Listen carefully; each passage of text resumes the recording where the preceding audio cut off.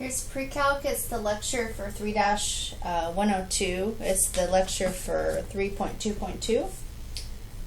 So in 3-102, it wants us to use a resource page, which is just a blank graph, and we are to graph 9 minus 2 to the x, and we're just looking at the part where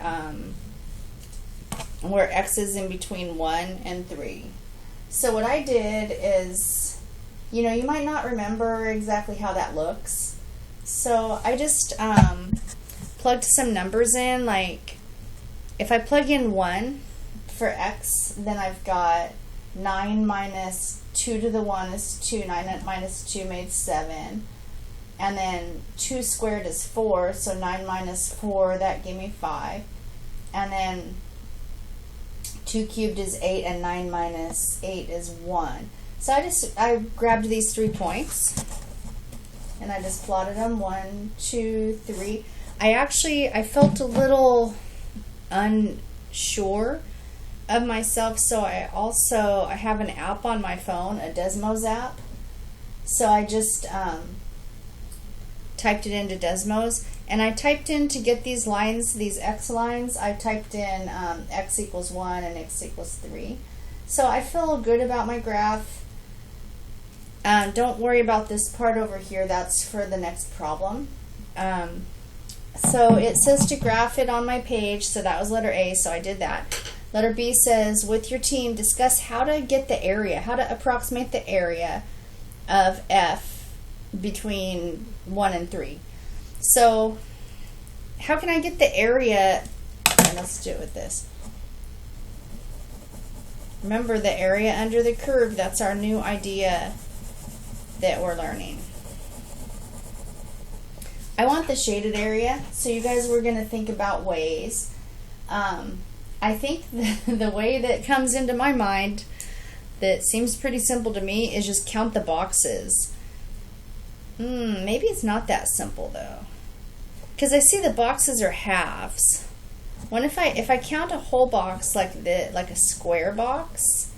That's 1 by 1. That's 1. I think I want to do it that way. So if I count how many of these like these square blocks fit underneath there, that gives me an approximation. So I'm just gonna draw them all in. So I get 1, 2, 3, 4, 5. And then if I imagine that this piece came over to fill in right here, that can give me 6. So far I'm up to 6. Let me write 6. And then over here, 7, 8. I'm going to pretend this little piece right here filled in that, and that's like close to 9.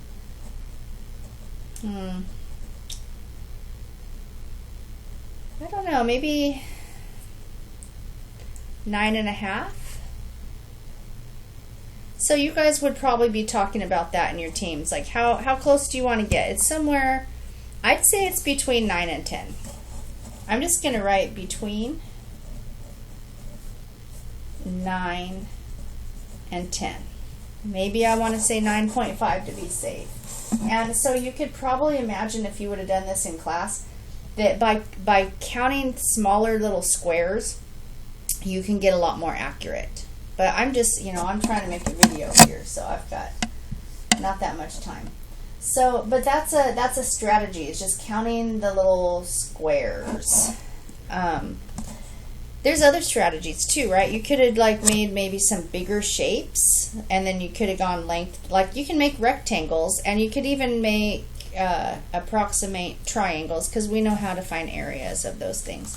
But let's just say we got between 9 and 10. And let us move to letter, let's move to 3-101. So it says on the same page, now we want to graph square root x minus 2 for x is in between 3 and 6. So use your team's method from the previous problem. So again, I just made a table. So I plugged in some numbers. Like I knew I had to start at 3 and end at 6. So I plugged in 3, 4, 5, and 6 into this function here. So like if I plug a 3 in, I got 3 minus 2 is 1, and the square root of 1 is 1. If I plug in 4, 4 minus 2 is 2. I got square root 2. Plugged in 5, got square root 3. Plugged in 6, 6 minus 2 is 4, and the square root of 4 is 2. So I got some points, and then I just came over here and plotted them. So remember when I plugged in 3, I got 1, and when I plugged in 6, I got 2. And so I approximated maybe that's about 1.4, because that was one of the points, and 1.7. And that looks like a square root function. So we're just going to find the area of that one now. I'm just going to use the same method. So I've got, this is one full box. When I say full box, I mean it's 1. It's the length is 1, or I don't know, the base is 1 and the height is 1. It's 1 square unit. So I got 1, 2, 3. I'm going to say this one is 4 because I'm going to count this little part as filling in up there. So I got 4, be somewhere between 4 and 5.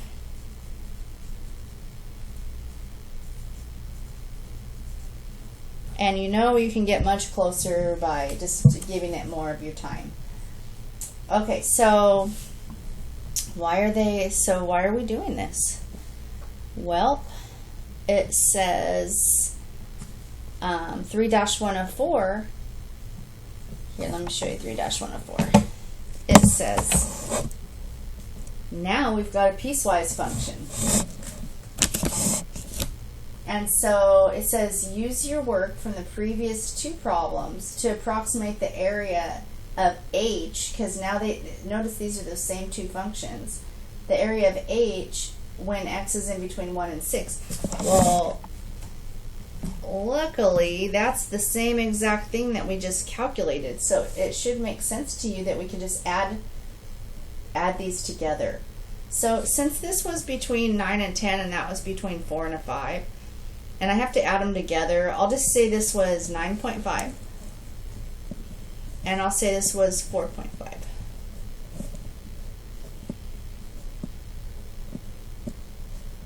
I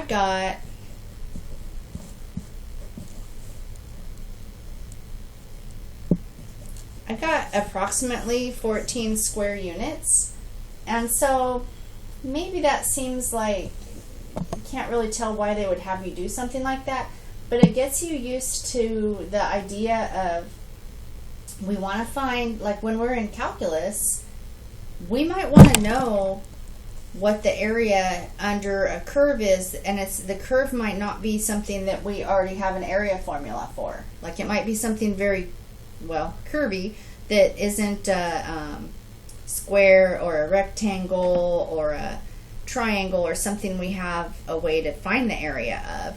So there's methods that we're going to learn. I think there's going to be a part 2 and a part 3 to this. Yeah, see, there's part 2, so we'll learn that together in class.